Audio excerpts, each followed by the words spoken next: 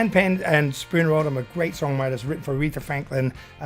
They were members of the Stax, band, played with Booker T. But Dan came into the studio. Kevin knew Dan and had worked with him some other things. And Dan was like, he came into the studio and he was such a cool character. He walked in and he wears like dungarees like a farmer and has a piece of toothpick in his mouth all the time, and just came in, and it was just like such a great soul person. And apparently these were his good overalls.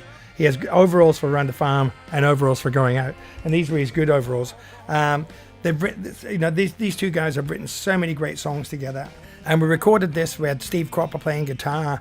It was just, it was like one of the great moments. This song was cut by Etta James. I've known this song by, loads of different people singing it. But it's a song I really want to sing because of Dan Penn. So we finished recording this song.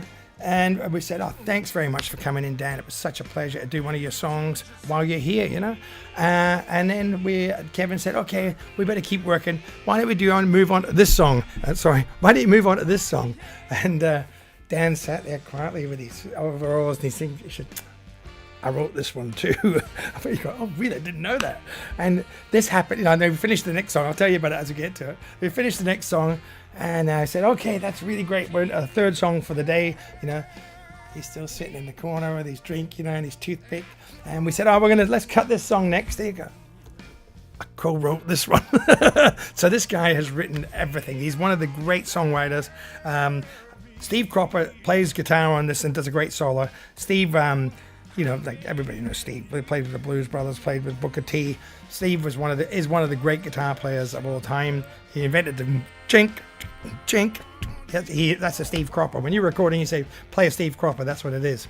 I've been a fan of Steve's forever. I've actually met Steve quite a few times when he's been out here on tour over the last 30 years.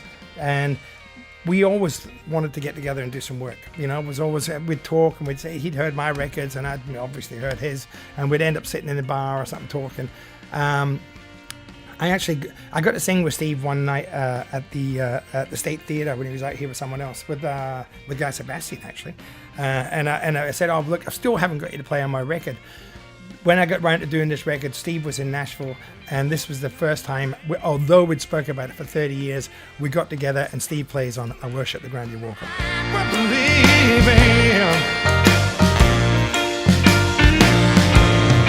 Baby, can't you see?